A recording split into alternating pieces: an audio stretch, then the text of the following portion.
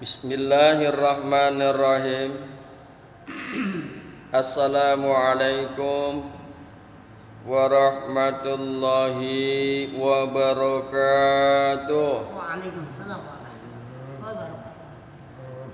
Hadirin yang berbahagia, hamba-hamba Allah yang mudah-mudahan selalu dirahmati oleh Allah Subhanahu wa taala. Pagi hari ini bahasan kita yakni Al-An'am ayat 105.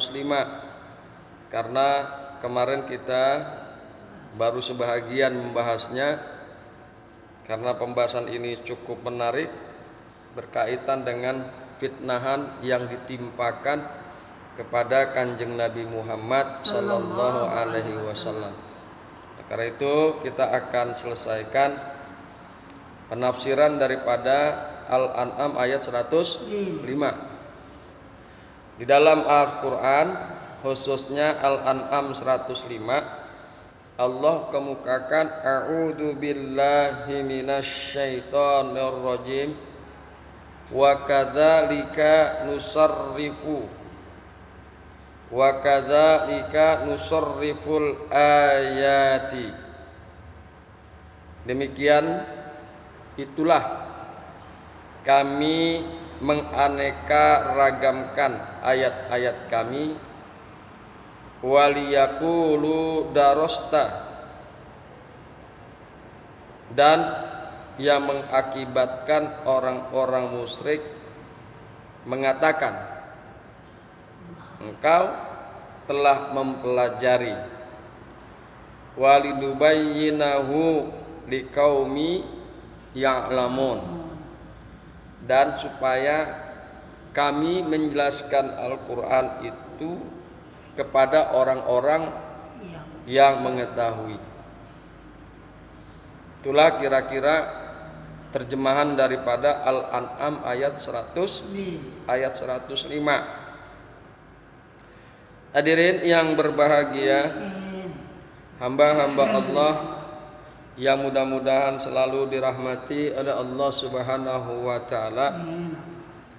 Setelah mengingatkan fungsi Nabi sallallahu alaihi wasallam, di antaranya adalah basyiro wa nazira. Nabi itu pemberi kabar gembira dan juga sebagai pemberi peringatan. Maka kelompok ayat ini ditutup dengan firman-Nya demikian, yakni seperti penjelasan yang beraneka ragam, itulah kami menganeka-ragamkan serta mengulang-ulangi ayat-ayat, yakni bukti-bukti kami, baik yang terhampar di alam raya maupun terhidang di dalam Al-Quran, supaya orang-orang yang beriman mendapat petunjuk, dan yang pada akhirnya mengakibatkan orang-orang musyrik mengatakan, di mana terdorong oleh kekeraskepalaan dan kebejatan hati mereka mengatakan bahwa engkau, hai Nabi Muhammad sallallahu alaihi wasallam,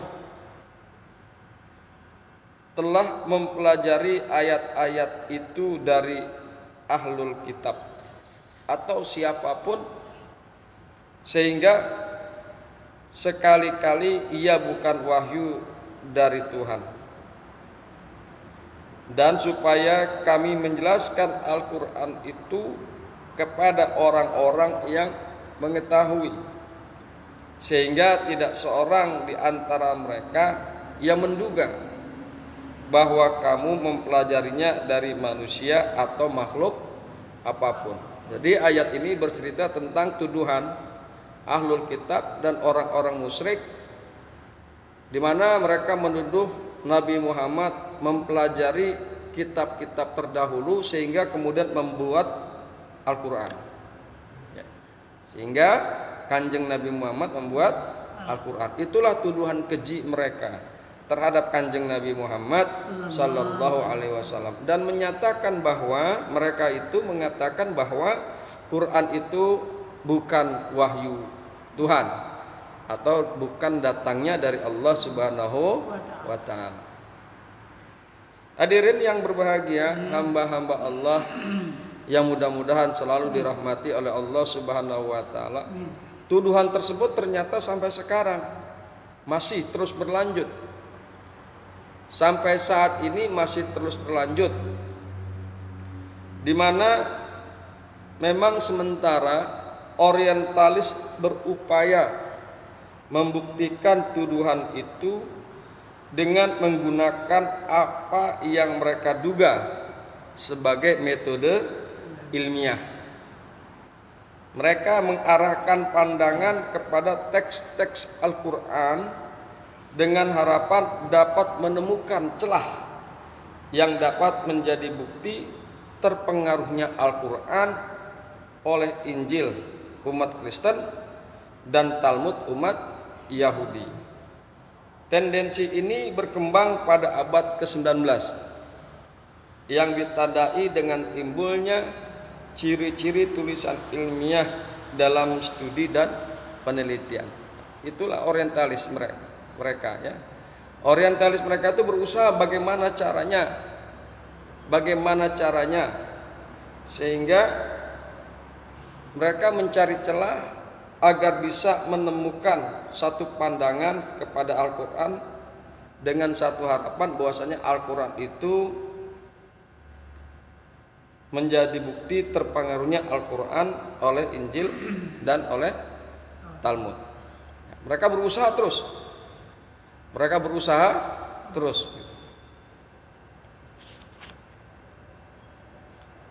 Berabad-abad lamanya para orientalis berusaha mencari-cari kesamaan antara Al-Quran dengan kitab suci lainnya.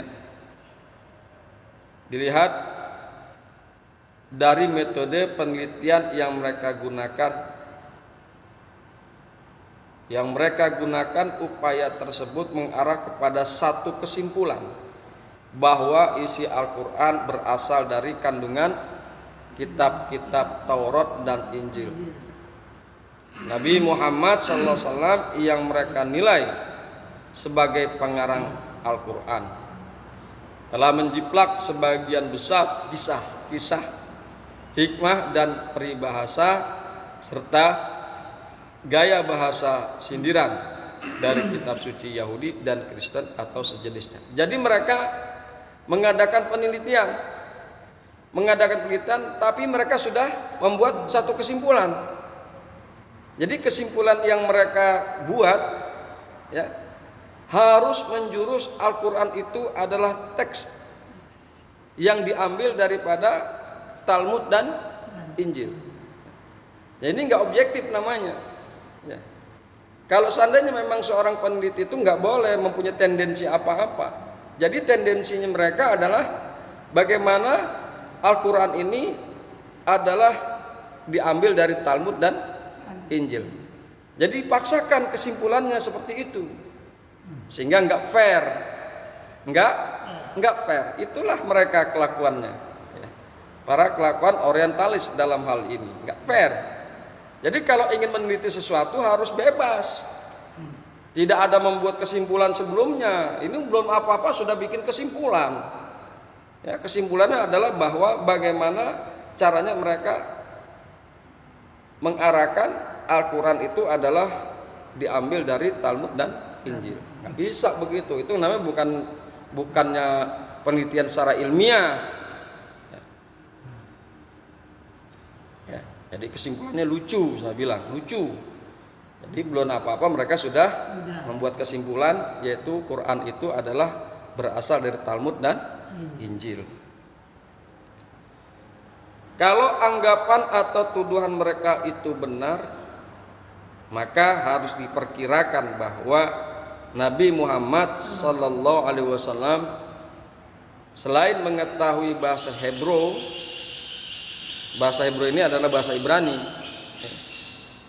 Selain mengetahui bahasa Hebrew, Suryani dan Yunani, juga memiliki perpustakaan besar yang penuh dengan teks-teks Talmud, Injil, Dan pelbagai kisah ritual dan keputusan-keputusan dewan gereja, decision des concils, termasuk sejumlah karya para penulis Yunani dan buku-buku gereja dari pelbagai aliran. Jadi kalau tuduhan mereka itu benar bahwasanya Al-Quran itu adalah diambil dari Talmud dan Injil, ya mesti Rasulullah punya itu. Ya, Rasulullah mestinya mengerti tentang bahasa Ibrani, Hebrew, Suryani dan Yunani. Dan Rasulullah mempunyai buku yang sangat luar biasa, kitab yang sangat luar biasa banyaknya. Jika memang tuduhan mereka itu benar, bahwasanya Quran itu berasal dari Talmud dan Injil. Tentu saja perkiraan-perkiraan secara tersirat yang dikemukakan oleh buku-buku para orientalis tersebut tidak masuk akal, tidak benar. Karena kehidupan Nabi Muhammad sallallahu alaihi wasallam sebelum risalah dan sesudahnya diketahui umum. Tidak seorang penulis pun, baik masa lampau maupun masa modern, yang mengatakan bahwa Nabi Muhammad sallallahu alaihi wasallam mempunyai perpustakaan dan mampu berbahasa selain bahasa Arab. Nabi Muhammad nggak punya perpustakaan. Lawang kita udah tahu kok beliau itu adalah yatim piatu, dirawat oleh kesana kemari. Dirawat oleh kakeknya, kemudian dirawat oleh pamannya Abu Talib, kemudian pekerjaannya menggembala kambing. Ya, beliau itu adalah orang yang miskin. Dalam peninggalannya saja, ketika beliau meninggal, nggak ada kemewahan yang beliau miliki, hanya 3 lembar baju, itu pun sudah ditambal-tambal, sudah disulam-sulam. Dengan demikian, Rasulullah tidak memiliki perpustakaan yang besar, memiliki kitab-kitab yang luar biasa, enggak punya. Dan Rasulullah hanya mengerti satu bahasa, yaitu bahasa Arab. Sedangkan kitab-kitab sebelumnya, baik Taurat maupun Injil, tertulis dalam bahasa Suryani, tertulis dalam bahasa Yunani, tertulis dalam bahasa Hebrew atau Ibrani. Bagaimana mungkin Rasulullah bisa membaca? Lawang dia hanya ngerti bahasa Arab saja. Rasulullah tidak bisa baca tulis. Ini sudah diketahui oleh kalangan umum, baik oleh kalangan yang berada pada zaman Kanjeng Nabi Muhammad sampai sekarang. Memang Rasulullah begitu, tidak memahami bahasa kecuali bahasa Arab, bahasa ibunya sendiri. Hadirin yang berbahagia, hamba-hamba Allah yang mudah-mudahan selalu dirahmati oleh Allah Subhanahu wa taala.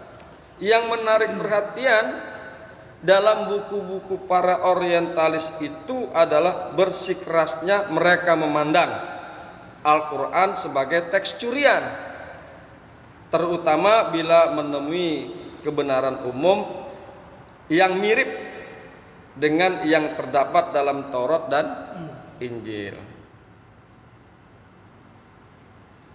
Setiap kali mereka menemukan satu kata dalam Al-Quran yang mirip dengan kata dalam kitab suci tersebut, mereka langsung memberikan kesimpulan-kesimpulan yang sebenarnya tidak betul, yang sebenarnya tidak benar.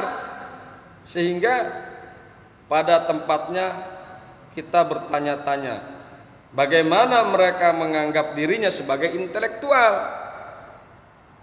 Ya, bagaimana mereka menganggap dirinya sebagai intelektual dapat terperosok dalam kesimpulan yang tidak masuk akal seperti itu?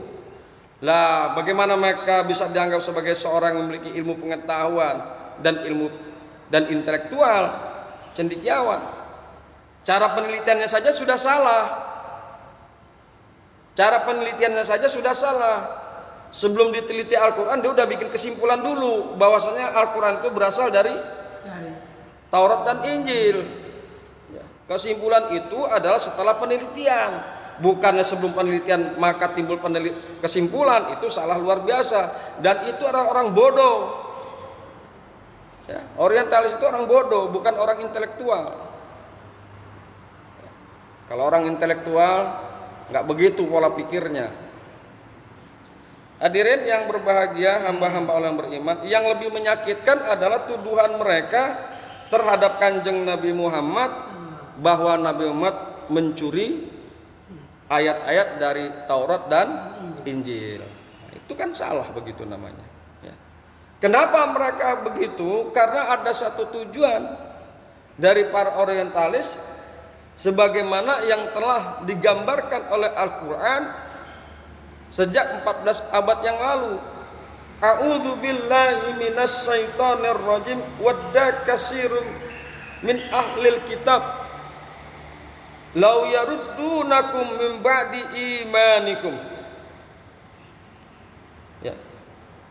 Law yaruddunakum min ba'di imanikum kufara hasadan min indi anfusihim min ba'di ma tabayyana lahumul haqq.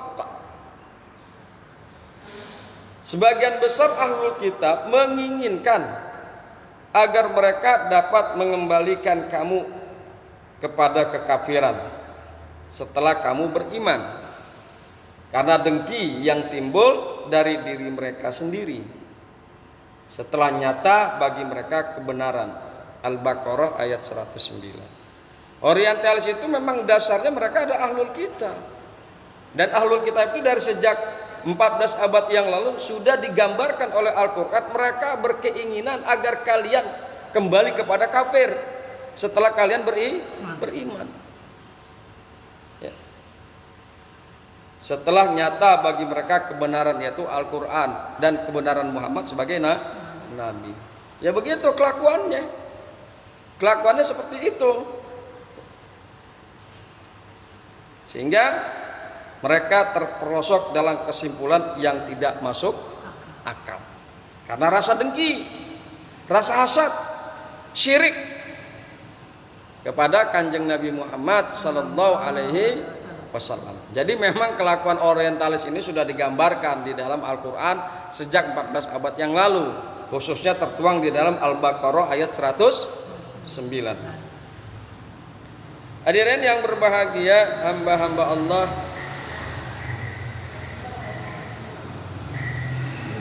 yang mudah-mudahan selalu dirahmati oleh Allah Subhanahu wa taala, dalam buku Mukjizat Al-Qur'an, di mana disusun oleh guru kita yang mulia Profesor Dr. Muhammad Quraish Shihab, antara lain beliau mengemukakan bahwa tidaklah tepat berkata bahwa Nabi Muhammad sallallahu alaihi wasallam mempelajari atau mengutip dari kitab Perjanjian Lama, karena di samping beliau tidak dapat membaca dan menulis, juga karena terdapat sekian banyak informasi yang dikemukakan Al-Quran yang tidak termaktub dalam Perjanjian Lama atau Perjanjian Baru. Misalnya kisah Ashabul Kahfi.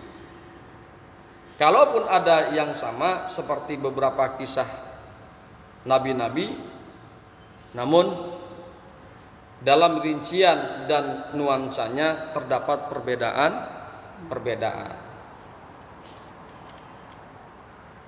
Kita bisa ambil contoh adalah dalam Perjanjian Lama. Dalam Perjanjian Lama dikemukakan juga bahwa perjalanan keluarga Nabi Yusuf dari Palestina ke Mesir dilakukan dengan mengendarai keledai. Ini tertuang di dalam Kejadian pasal 42 ayat 26. Sedangkan dalam Al-Quran mereka digambarkan, keluarganya Nabi Yusuf dan Nabi Yusuf digambarkan sebagai al-ir. Al-ir itu tertuang di dalam surat Yusuf ayat 12. Quran surat Yusuf ayat 70, ayat 82 dan ayat 94. Jadi kata al-ir itu adalah berarti kafilah. Kita akan coba lihat di dalam surat Yusuf. A'udzu billahi minasyaitonir rajim.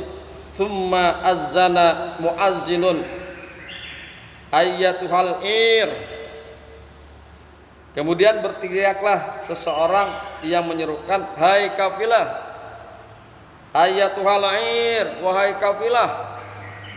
Ir adalah kafilah. Yusuf ayat 70. Kemudian was'alil qaryata allati kunna fiha wal 'ir allati aqbalna fiha. Dan tanyalah penduduk negeri yang kami berada di situ dan kafilah yang kami datang bersamanya. Yusuf ayat 82. Kemudian yang 94, walamma fasalatil 'ir, tatkala kafilah itu telah keluar dari negeri Mesir. Al-ir, kata ini berarti kafilah yang membawa barang-barang. Ia digunakan untuk menunjuk sekelompok orang bersama unta-unta pengangkut barang. Walaupun terkadang hanya digunakan untuk orangnya atau unta-untanya. Memang terkadang juga ia diartikan sebagai keledai, tetapi keledai liar, bukan keledai jinak. Kalau memang al-ir itu diterjemahkan dengan keledai, maka al-ir itu adalah keledai liar, bukan keledai jinak yang dapat dijadikan alat transportasi. Penggunaan keledai, baik yang jinak maupun yang liar, tidak mungkin kecuali sejak keberadaan orang-orang Ibrani di lembah Nil. Setelah mereka bermukim di sana, setelah mereka bermukim di lembah Nil. Padahal diketahui bahwa keturunan Ibrahim alaihissalam dan Yusuf alaihissalam dikenal sebagai nomad, tidak mempunyai tempat tinggal tetap dan selalu berkelana dari satu tempat ke tempat lain sesuai dengan keperluan mereka. Di sisi lain, keledai adalah binatang kota yang tidak mampu menempuh jarak yang sedemikian jauh di tengah pasir tandus dari Palestina ke Mesir. Nggak mampu tuh keledai. Mau keledai liar kek, mau keledai jinak kek, nggak akan mampu menempuh jalan yang begitu jauh dari Palestina ke Mesir yang melewati padang pasir yang tandus. Nggak bakalan mampu. Ini berbeda dengan unta yang memiliki kemampuan tersebut. Kalau unta memang iya, dia mempunyai kemampuan. Diciptakan oleh Allah, unta itu memiliki kemampuan untuk berjalan di padang pasir. Oleh karena kafilah-kafilah biasa menggunakan unta dari satu tempat ke tempat yang lain yang jaraknya cukup jauh dengan kondisi yang sangat panas di padang pasir. Kalau unta iya memiliki kemampuan untuk itu.